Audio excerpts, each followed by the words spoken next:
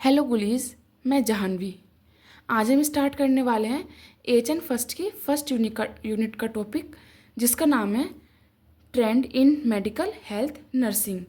ये जो ट्रेंड्स है ना, ये 5 मार्क्स में आता है, 10 मार्क्स में कभी भी नहीं आता है, या तुमसे कभी 2 मार्क्स में पूछ लेगा।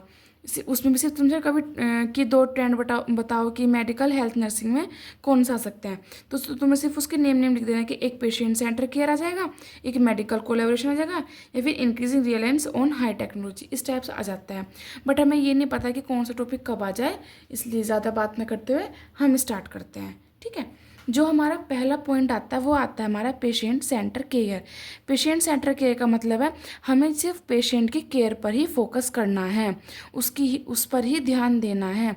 इस पॉइंट का मतलब ये है कि अगर हमारे पास कोई पेशेंट है, हमें ये नहीं सोचना है कि वो पेशेंट हिंदू है, मुस्लिम है, किस कास्ट से है, किस रिलीजन से है। नहीं, इन सब पर हमें बिल्कुल भी ध्यान नहीं देना है। हमारे लिए हमारा सिर्फ पेशेंट है, हमें हर किसी की रेस्पेक्ट करनी है, चाहे वो पेशेंट की वैल्यूज़, बिलीव्स हो, कल्चर हो, उसका बैकग्राउंड हो, उसकी हर चीज़ की रेस्पेक्ट करनी है। एग्जाम्पल में हमने ले लिया कि एक डायबिटिक पेशेंट है जो कि अपने लिए प्रीफर करता है वेजिटेरियन फूड, तो हमें एक नर्स के तौर पर हमें डाइटिशियन के साथ कोलैबोरेट करना है और उसके लिए एक डाइट मील प्लान करनी है उसके स्टैंडर्ड के हिसाब से। ठीक है, तो देखो इसमें क्या आएगा हमारा, care that respect patient values, beliefs, culture background and individual preference. Example, if a diabetic patient prefer vegetarian food, the nurse collaborate with the dietitian to provide a suitable meal plan according to standard. Okay, आ गया समझ first point. Then second point है हमारा need for collaboration. इसका मतलब क्या है, हमें कोलैबोरेशन से पता चल रहा है कि हमें हमेशा काम किस चीज़ में करना है, कोलैब में रह के काम करना है। ठीक है, डॉक्टर के साथ आ सकता है वो, या फिर आपका आ सकता है डाइटिशियन के साथ आ सकता है। ठीक है, जितने भी हमारे वो रहते हैं हॉस्पिटल में डिपार्टमेंट वगैरह, चाहे वो हम नर्स हैं।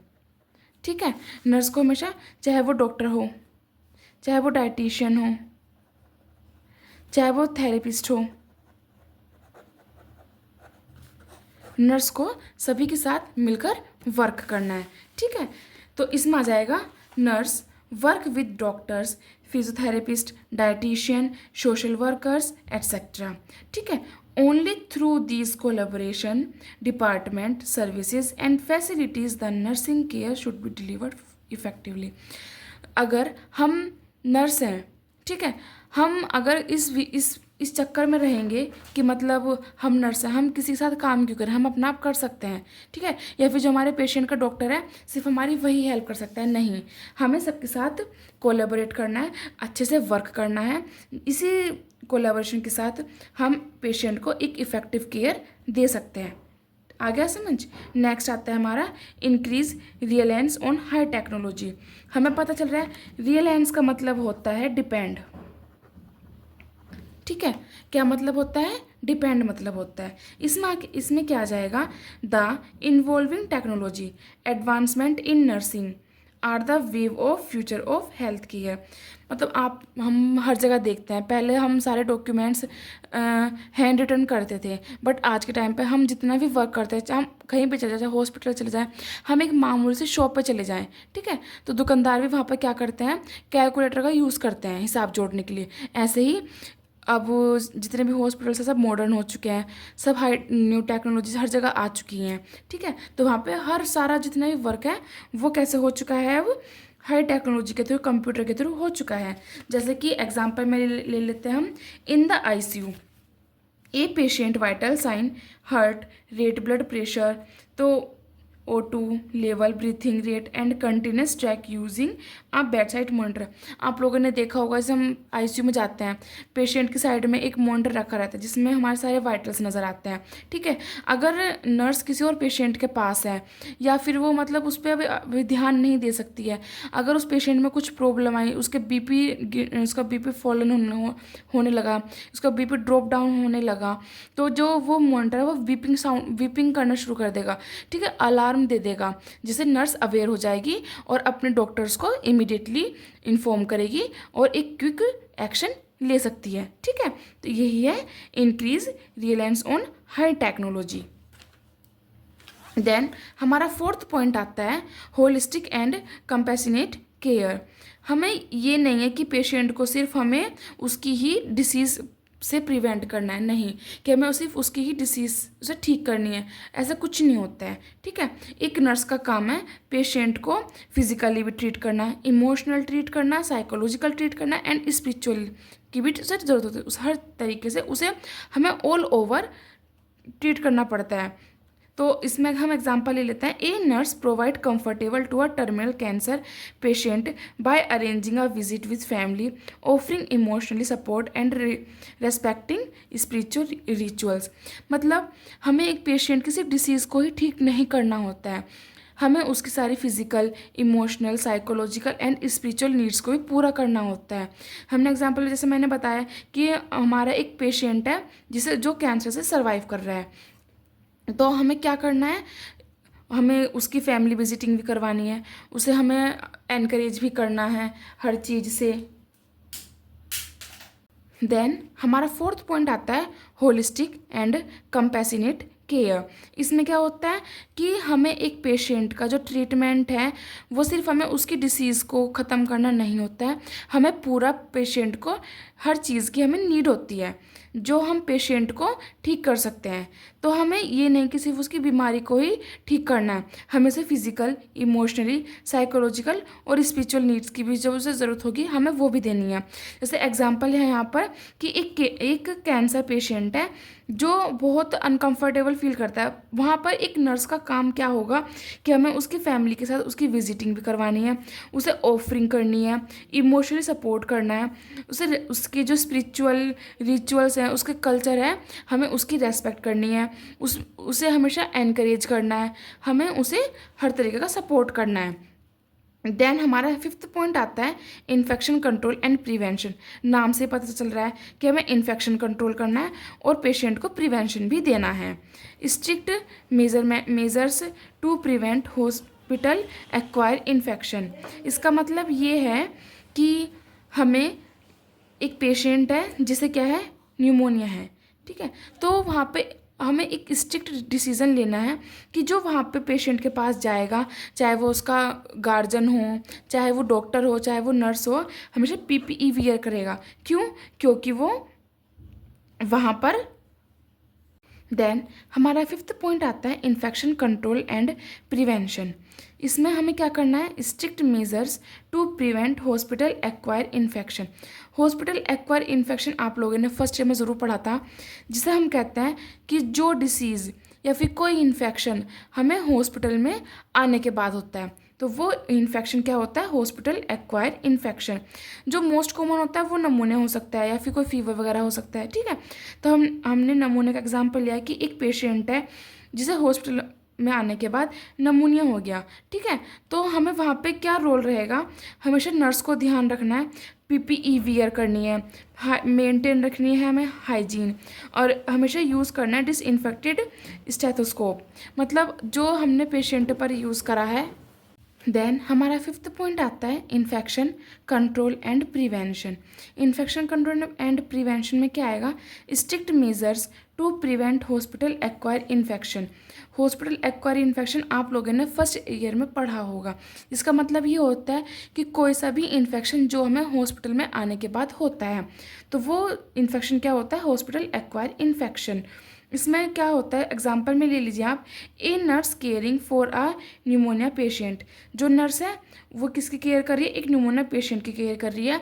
उसमें हमें क्या गाइडलाइंस फॉलो करनी पड़ती है, हमेशा पीपीई वियर करनी है, मेंटेन रखनी है हमें hygiene after and before procedure, और use disinfect stethoscope after use to avoid cross infection. मतलब जो हमने स्टेथ नमूने वाले पेशेंट पर यूज़ करा है, हमें दूसरे पेशेंट पर यूज़ करने से पहले उसे हमेशा क्लीन करना है। ओके, और क्रॉस इन्फेक्शन को अवॉइड करना है। देन हमारा सिक्स्थ पॉइंट आता है रोबोटिक नर्स। नाम से पता चल रहा है रोबोटिक नर्स। जैसे हम आज के टाइम में हमने देखा कि हर जगह पर न्यू टेक्नोलॉजीज फॉलो हो रही हैं, तो ऐसे ही हम लोगों ने कई बार सुना है, स्पेशली इन जापान, कि अब रोबोटिक नर्स काम करती हैं। हमारी इंडिया में भी है बट बहुत कम जगह पर है।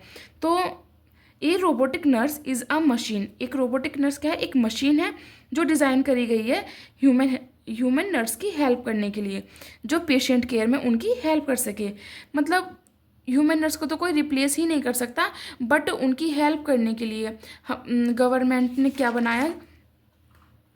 उन्हें सपोर्ट करने के लिए रोबोटिक नर्स बनाई, जो किस में हेल्प करती है? Help to lift elderly patient from bed to wheel chair. मतलब जो एल्डरली पेशेंट होते हैं और स्टाफ पूरा नहीं हो पाता है, तो वहाँ पे नर्स को हेल्प करने के लिए रोबोटिक नर्स होती है, जो मतलब पेशेंट अपने आप नहीं चल सकते हैं तो उन्हें मतलब व्हील चेयर पर लेकर घुमाना या फिर वॉशरूम तक लेके जाना, इस चीज़ में वो हेल्प करती हैं।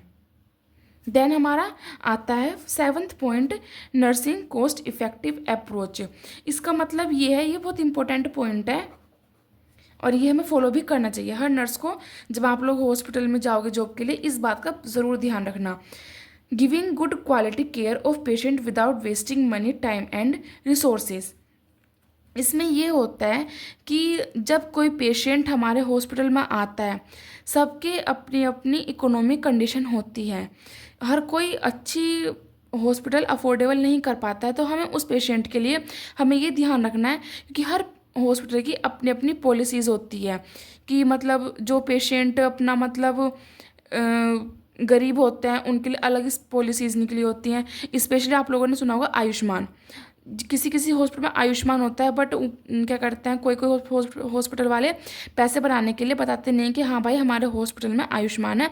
हमें ऐसे नहीं करना है, हमें पेशेंट को इन्फॉर्म कर देना है कि हाँ हाँ हमारे यहाँ पर आयुष्मान है, आप आयुष्मान की हेल्प से हम आपका पेशेंट का इलाज कर सकते हैं। या फिर छोटे छोटे हमें एक्शन लेना होते हैं। छोटे छोटे एक्शन मतलब कि कोई हमारे पास पेशेंट है और वो पोस्ट ऑपरेटिव है, तो हमें उसकी प्रॉपर क्लीनिंग करनी है, उसे प्रॉपर केयर करनी है, उसे प्रॉपर बेड साइड केयर देनी है कि मतलब उसे इन्फेक्शन ना हो, उसे अल्सर्स वगैरह ना हो, जिसकी वजह से उसके मतलब पैसे कम लगेंगे और कोई बड़ी बीमारी होने से या फिर कोई सीरियस वुंड बनने से बच जाएगा और पैसे का जो हॉस्पिटल का बिल है वो कम आएगा। जैसे हम इसमें देख रहे हैं, giving good quality care to patient without wasting money, time और resources. It is about doing things in a smart and economical way. Example Ayushman card, and take small actions, prevent serious wound and reduce hospital bills. Then हमारा 8th point आता है telling nurse. Telling का मतलब होता है बताना या फिर बात करना। ठीक है, इसमें क्या होता है? A telling nurse is one who explain clearly to patient and their families members about illness, treatment, medicines and care.